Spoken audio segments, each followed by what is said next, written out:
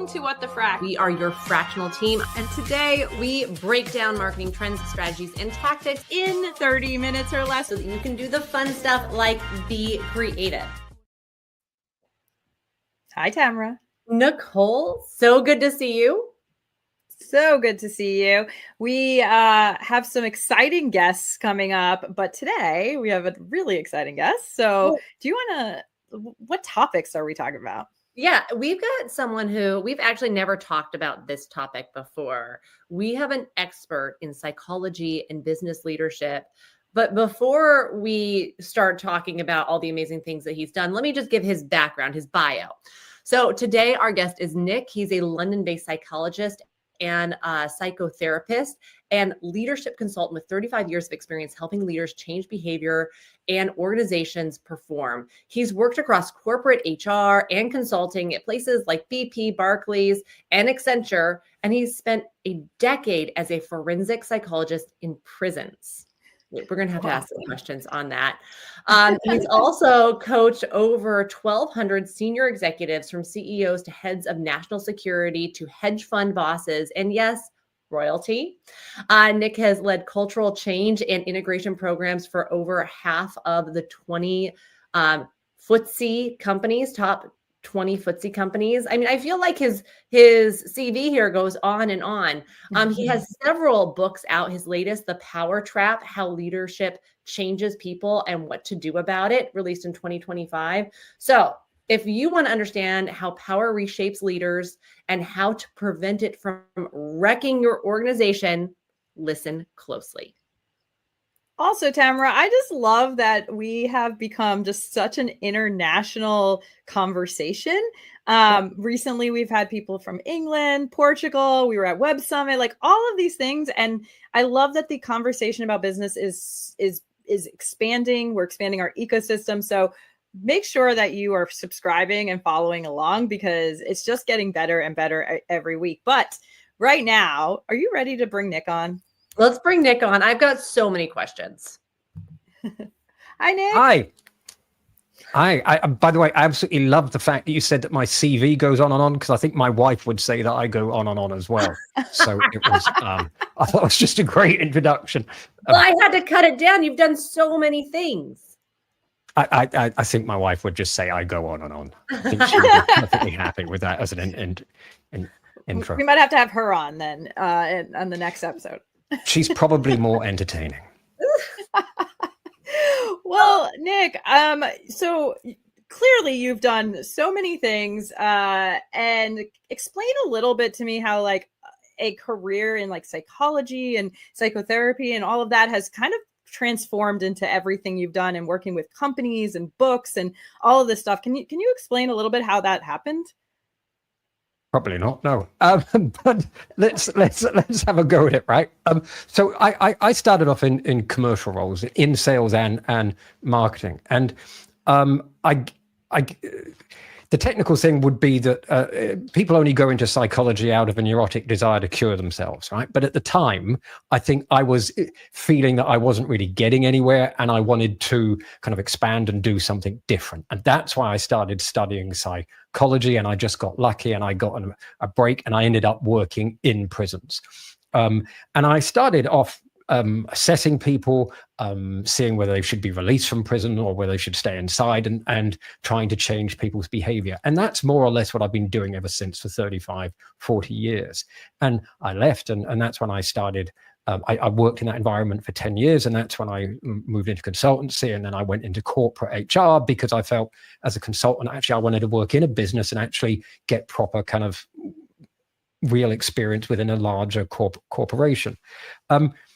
I guess the sense to make of it is that people are people, right? We tend to think of, I mean, I work with murderers and sex offenders and all sorts of people, right? And I work with children as well. And we like to think, and I mean, it does mean I get to say I've worked with murderers and sex offenders and politicians and CEOs and kids, and we can have and royalty. And yes, we can have a debate about which of those are the most difficult client group to work with. And we'd like to think that they're all very different, but they're not. People are people, and the fundamental psychological processes within them are more or less the same. And that's really been the connecting thing within all of it. that people are people. And I think the breadth of it really helps me understand. The fact that I've worked with prisoners makes it easier to work with CEOs. The fact that I've worked with children makes it easier to work with salespeople, with royalty. It's just because people are people, and the fundamental processes within them are all the same. I actually just had a conversation, Tamara, about this around marketing and like relationships and like all this stuff. And I was like, I think in like relationship and dating culture right now, there's this like idea that all men act the same way, all women act the same way when dating or liking someone or whatnot. And I was like, wait, this doesn't make sense with my marketing background, which is like there's a buyer persona. Every persona has their own personality types and they react to messaging differently and they have different pain points. And yes, humans like have fundamental and evolutionarily things that they like think about, but personality types actually plays a part in how I get the same message across to different people in different organizations or different levels of organization, right? So we don't message in marketing a VP of sales the same way we message an entry-level salesperson, right? And I was just talking to someone about like comparing that to like dating, like why are we treating all people exactly the same when we should be looking at personality type and how do we get our message across to different people and how they react based on their trauma and all this stuff. Not that I want to get into that, but you know, there is a line between human psychology and marketing and in relationships. And I'm assuming leadership as well, Nik, I think is where you're kind of getting to. Am I completely off base here? No. So what makes us the same are the processes through which we learn, right? So the basic processes through how we learn are the same, but what we learn and the experiences that we're exposed to and what they teach us are all slightly different.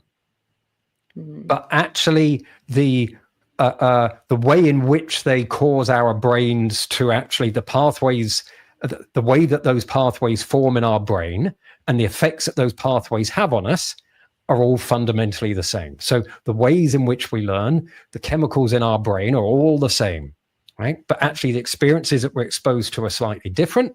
And therefore we get the wondrous variety that we see within the human race, right? We're all slightly different. Now there are, of course, categories of experiences, right? So some of us come from two-parent families, some of us come from one-parent families, some of us come from strict parents. One of the questions I always ask people is, were your parents strict? Because if you find that your parents were quite strict or very strict, you tend to find that those people either rebelled or they actually become quite conforming, right? And either way, you tend to find out that they end up quite driven at the end of it, right? They tend to internalize some of those strict rules and they tend to become quite driven at the end of it. And they tend to become quite self-critical. And if they're self-critical, they tend to be quite critical of other people too. They don't always verbalize it, but within their own heads, if you get someone who's quite self-critical, they tend to be quite critical of other people too, right? So there are some pathways that you can track through there. And if you know something about their childhood, you can probably guess some things about them as an adult as well, right? So there are some categories of people that you can get, and you're quite right. Finance people all tend to have some things in common. HR people all tend to have some things in common as well. And there are some categories that you can form about people. But that said, and this is where the complexity comes in, a general good rule of thumb is there is greater variety within groups than there are between groups. So all men tend to have some things in common. All women tend to have some things in common, but that said, you'll find more variety within women than there are differences between men and women. So, wow. It gets really men really are from Mars and women really are from a Venus. But you know what? I mean, you can condense that book into a single sentence. It was a brilliant book, but you can condense it into a single sentence, right? But that said, all women are different, right? There are some basic differences, but all women are different and all men are different, right? And some men are more emotionally driven than women, right? Yeah. And some women are tougher nuts than there are men, right?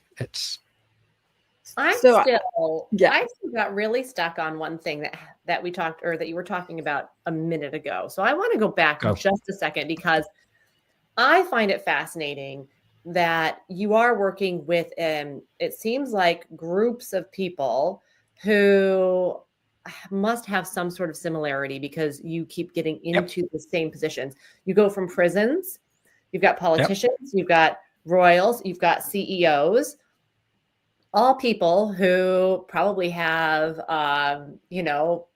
very high self-esteem, or some sort of grandiose ability to think about, themselves or the things that they can accomplish. Right. I'd like to think so. I'd like that, or they would like to think so. So I'm curious what you learned in working with prisoners that has carried through and helped you to work with CEOs and politicians. Okay. So one of the things that I learned from prisoners, I think first of all, I would say, is that there but for the grace of God go I.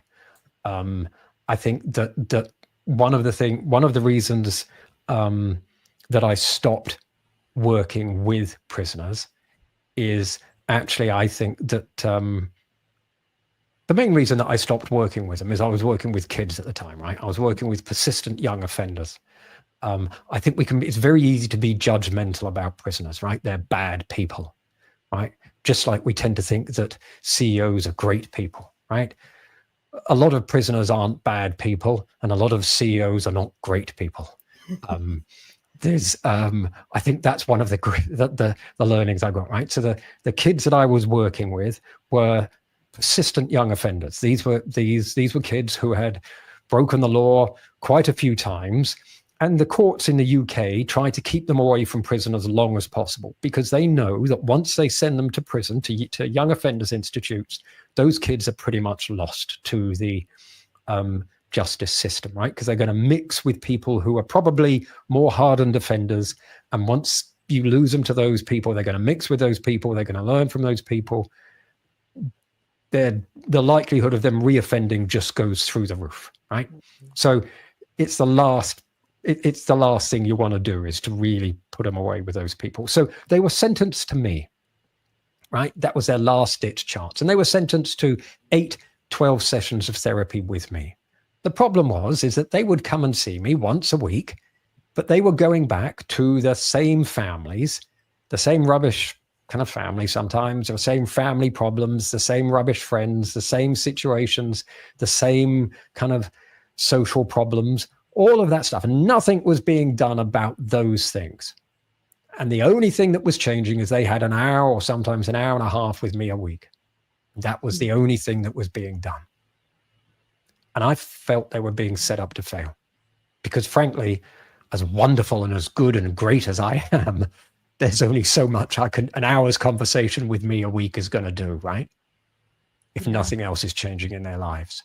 Yeah. So, and a lot of these kids had been abused and neglected and had some really appalling social circumstances. So I felt, when I mean there but for the grace of God go I, if I had been through their rubbish, crappy upbringings, I probably would have ended up doing the same as them, if not worse. And I that's why I left that environment, because I was becoming disheartened by it. And that's why I left that environment and went into business as much as anything else, right? I just felt they were being set up to fail. So a lot of those kids were not bad. I learned a lot about change and how to change people, and a lot about the processes of how people become the way that they are. But one of the things I learned, to answer your question, is that the people in those situations are often not bad people. They are just the products of their environment. And the people who are CEOs and leaders are often not really great people. Often they've just had a lucky break, and they too are the products of their environment, right? Leaders have got the way that they become because they are the products of their environment, and they're not necessarily great people or wonderful leaders. Maybe they've had a lucky break, right? And sometimes they're great and sometimes they're really good, but we mustn't make that assumption just because they're in the position they are. So let me give you an example, right? I spoke to a leader the other day who had operated in a retail business, right? And to be honest, they had survived that retail business, right? It was a particular retail business, had no sense of any kind of a cycle beyond the next quarter, right? Like some retail businesses you come across, no long term whatsoever. It was just results, next quarter, no strategy at all, right? It was just next quarter results. That's all we care about, right? And no pretense of anything other than that. And they just adapted to the demands placed upon them. And they were incredibly resilient, or incredibly agile. They had survived because they were really good at honing in on what their boss wanted and then delivering that, right? Mm. And whatever it was, whatever crazy idea it was, they delivered to it, right? And they were utterly brilliant at it. But then when they got promoted to the next level, they moved to a new business at a higher level, and this new business was actually slightly longer term. They thought for a whole year in advance, and they were expected to have some idea and actually offer some value, deliver and come up with an idea that wasn't just what they were being asked to do. They were completely out of their depth. And they were viewed as being not very good. And so I was brought in to try and coach them and help them. And actually, I thought they were being unfairly judged because they were the product of their environment. And I thought there was more to them than that. And I thought with a bit of coaching, they could be helped. Yeah. So it says they were being viewed as a bad leader. I saw them as a product of their environment. And actually, they had greater qualities and more to them. And they just needed some support and help to try and see that they had to reorient themselves, learn new rules to a new game, and learn to do something slightly different. You know, Tamara, I think go on, sir.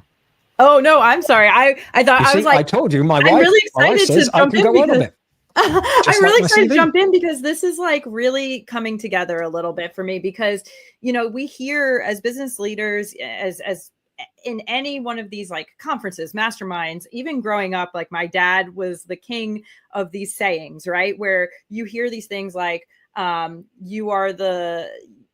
you have, you surround yourself with 5 great leaders, you're going to be the 6th. If you surround yourself with 5 rich people, you're going to be the 6th. If you surround yourself with 5 smokers, you're going to be the 6th, right? Whoever you surround yourself with, the environment you put yourself in, and the teams that you build around yourself is what's going to make you successful or not, right? We like to focus on things like strategy, and which is very important, and tools and AI and technology and all this stuff when we're talking about building businesses.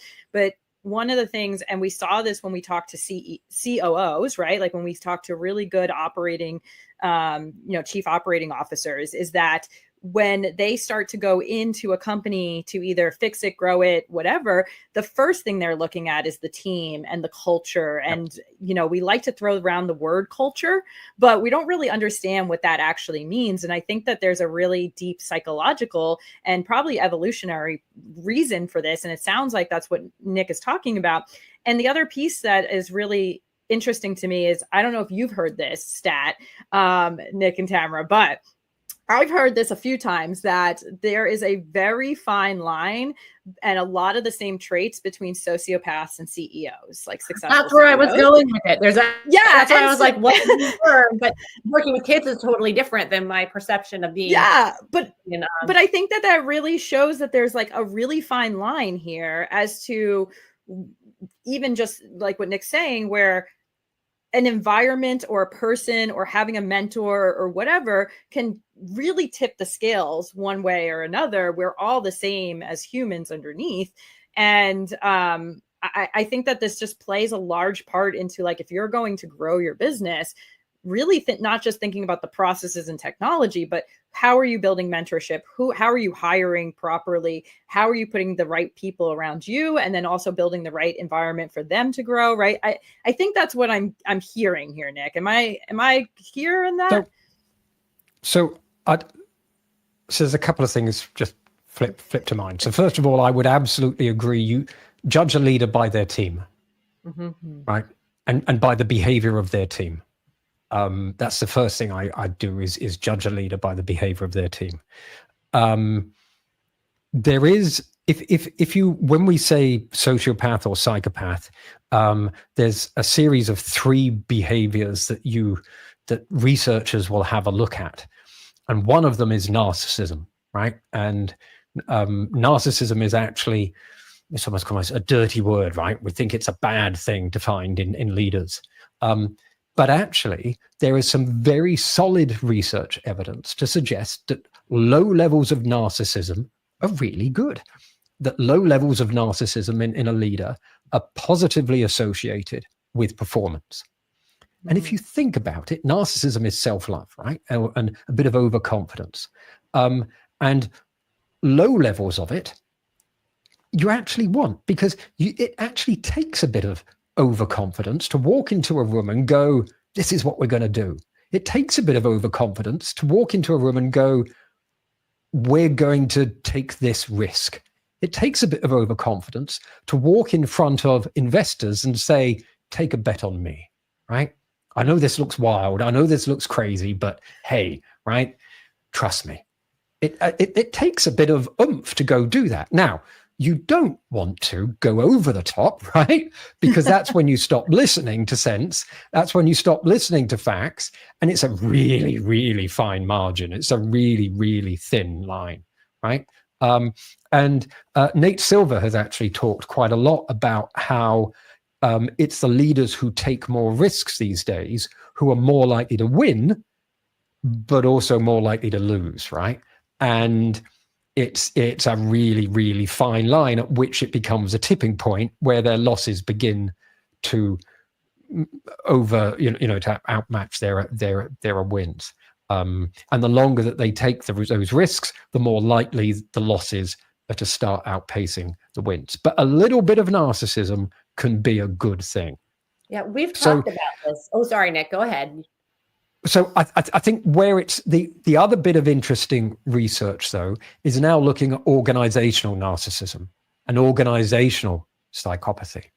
And that's the increasing trends for, how shall I put it, organizations to not give a damn. And within a culture within which organizations will prioritize money above all else, or within organizations will look at you and smile and say, do you know what? We really care about you. We do. People are what we treasure more than anything else, except for, oh, sorry, do you know what? I just noticed our profits are going down. So I'm afraid we're going to have to let you go right now. I'm so sorry. Did I say that we cared about you? Well, we do, but we're going to have to let you go immediately. I'm so sorry. Can you just take your belongings and walk out the front door? And we're just going to have to escort you too. That kind of attitude breeds cynicism. It undermines trust. And that kind of narcissism, that kind of sociopathy doesn't have an upside at all in any way.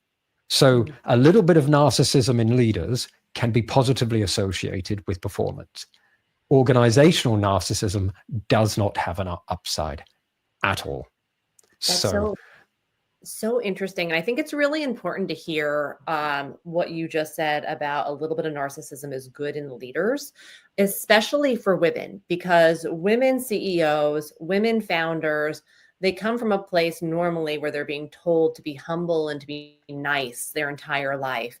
And then they have to step into this role where, as a founder, you have to take 100 risks. You have to hear 1,000 no's, and you have to keep moving forward. And so you have to have that grit, and you have to have that little bit of narcissism to know that you are doing the right thing, even though you are hearing something that could be, the opposite or negative, until you finally push through and you reach that goal that you were going towards. If it's a startup, if it's funding, if it's a new product. So I think that's really healthy for founders and for CEOs to hear that there is a level that you do need, because it is something that, like, I joke around with some of my startup friends that is something that you have to have, is that self-confidence, that's unwavering self-confidence in yourself. And you have to tell, especially, first-time female startup founders, sometimes that's something that you have to be like, it is okay to feel that way and to have that self-confidence and just go forward. But then I guess, oh, go ahead. I'm going to say that's also, though, what you've just pointed to is why there's often a life expectancy on founders, because the sheer level of self-belief that is required for founders is also why they tend to not be so great at listening, and why they've often got the sheer level of self-belief that is required to get something off the ground is incompatible with the humility that is required once they've got it off the ground to then build a team around them and to listen and to empower people to then build it and to not just do all the driving themselves, right? And, we can point to one or two famous founders around, right? It's you can see it. It just becomes about them, and that inevitably limits growth. Right? I bet that's the reason why. I mean, there's a huge stat in startup in building companies right now about how diverse leadership teams actually build more revenue, happier companies, like happier people, right? All of those pieces, because the person who is going into, and we know that there's like famous pairs, right, of founders. Like we talk about Steve Jobs all the time, but like Wozniak was right there behind him, right? And there's always these famous like pairs of founders, and it's generally, I think, because they have those different personality types, and we think of that because of like the work's getting done differently. But I wonder if there's a little bit of what you're saying here, where we need the people going into the rooms and saying, this is the vision. This is the thing that is, we're confident, even if everyone around us is saying no, this is the vision. And then they have the person behind the scenes kind of saying, okay, now how do we build the team to make sure? Because I've seen many founders, and I'm guilty of this too, where I'm like, oh, it's just easier and quicker if I just do it myself, or it's, it'll be better if I do it myself, right? Because we have that little bit of overconfidence that we're good at everything, versus the people around us. Well, I mean, I am good at everything, but for everyone else, the amazing thing is that diversity is actually almost overrated, because diversity alone doesn't deliver that benefit. It only works if you put something with it, and that's something that psychologists would call voice. So, or I'd call information flow. So diversity only works if there's an exchange of views. So if you've got a really dominating boss who puts loads of diverse people around him, but it's only his voice that gets heard, that diversity does nothing, right? If you've got a boss who hires lots of diverse people around him and lets them speak up and exchange views, that's when the diversity helps, right? That's when you get that diversity of opinion helping, because it's not diversity on its own does nothing, right? The reason why diversity helps is because with the diversity, you tend to get diverse thinking styles, diversity of opinion, diverse views. And with that, you then get this intellectual melting pot that tends to produce better ideas, better decisions, right? And that's why diversity really helps, because you get better decision making. But it only helps if you actually get people bringing their voice, discussing things. And for that to happen, you need a CEO, you need a boss who actually enables people to speak up, to discuss things. So it's diversity plus voice. Diversity on its own doesn't do enough. And so you actually need that discussion. You need that voice alongside. Voice on its own doesn't do anything. Diversity on its own, you need the combo. Sorry. I love that. And I think that this topic is so, Tamara, I think this topic is so like big picture. And like, there's a lot of things that we can discuss, right? And what I want to kind of make sure we're hitting on a little bit is, if I'm a leader right now, right? Let's say I am a founder, I'm debating on whether to take the CEO position, right? Because I'm constantly telling my mentees, like, make sure you're putting yourself in the right position. Just because you're founder doesn't mean you are CEO. Maybe they're working on their leadership skills. They're looking at expanding their team. What's one thing right now, Nik, that they can go do, or that they should be learning about, or they should be practicing to become the best leader? So if only someone had written a book about the trap that power can create. If only we had them on our podcast. If only someone had thought to do that, and it was full of, tips and techniques that they could use to try and help them. Because one of the things so more seriously, I think that I wrote the book, okay, and then I'll get to something they can do, right? I wrote the book because I think we don't talk enough about power. I don't think we talk enough about what leadership does to people. Power is the very essence of leadership, right? It's authority, it's control. And I think it's easier to talk about sex, right? I think it's easier, it's more socially acceptable to walk into a room and say, I enjoy sex, than it is to walk into a room and say, I enjoy having power over people. I just don't think you're allowed to do it, right? But actually, I think power is becoming more toxic, if anything, in the world that we live in today. But power does things to people, right? And it changes us. And I don't think we talk enough about the fact that the moment that you become the boss, it distances you from the people around you. People stop telling you the truth. They start filtering what they say to you, right? They start curating what they say to you, and it becomes harder for you to hear what they really think. And I think that becomes one of the biggest challenges of a leadership. So one of the things that you need to do, and I think that's not the only thing, it changes how you process information, it boosts your ego. There's all sorts of different little mini traps that it does to you, right? And we can just see all the leaders that have been in the press recently for doing silly things and stealing hats from children and weird and wonderful, going to Coldplay concerts and all sorts of silly stuff, right? But I'm not saying that Coldplay concerts in themselves are a bad thing. Sorry, Coldplay. Might be the best thing for their business, though, but it might be, right? Who knows? It might have boosted Coldplay sales. But here's a technique that I stumbled across recently. There's solid research behind it, and it really helps. There was some initial research done looking at the confidence of boards in CEO pronouncements, right? At board meetings. And what they discovered is that CEOs who go in and say, I'm absolutely, I'm really sure of this, I'm absolutely certain of this, and sounded really secure and sure about what they were saying, actually decreased the board's confidence in those CEOs if those CEOs sounded too sure. Whereas the CEOs who went in and went, well, we're about 78 to 80% sure that this is going to work.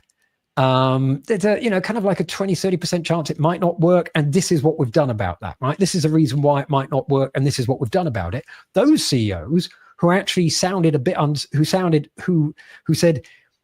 who allowed there to be some uncertainty in the room and said, this is why we're uncertain and this is what we've done about it.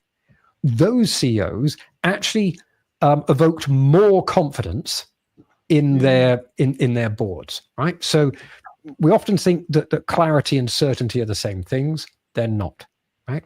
So those CEOs who voiced uncertainty evoked more confidence. Now, here comes the really good bit. There was then a follow-up bit of research showing that when leaders in general replicated that with their teams, they increased the degree to which their teams then spoke up with them. So when leaders in general, just with their teams, just started talking about uncertainty. So with their teams, in team meetings, would say, hey, teams, you know what, rather than, because I think there's always pressure on us as leaders to sound really certain with our teams. This is the way the world is, right? I'm sure about this. I'm confident about this. But when they would actually say with their teams instead, well, you know what, I'm 60, 70% certain about this. I'm about 80% certain of this. But, I'm kind of worried there might be a 20% chance of this might happen, or there's about a 30% chance that this might happen. And the reason for it is this, right? When leaders started speaking like that, the researchers found that their teams would also start speaking like that back to them and start voicing uncertainty more with them. And so they found that teams were less likely to fake certainty back to their bosses. Wow. Now, the really good news about that is that for bosses, that gave bosses a greater line of sight about risk. about where things might go wrong, right? It made it easier for teams to speak up to their bosses about things they weren't certain about things that they were worried about. So it increased information flow. It made it easier for teams to speak up with their bosses about things they were worried about things they weren't certain about. And that for bosses is really, really good news. So it's a really simple technique. Go away, try it with your teams. It's relatively new research out in the last 18 months. It's been replicated. It seems to work. And yeah, hey, go and try it. It will make it easier for your teams to speak up about things they're worried about, things they're uncertainty about. Put percentages to stuff, speak about uncertainty. Yeah, I love that. Yeah. I've been speaking a lot recently about creating space for failure in your teams.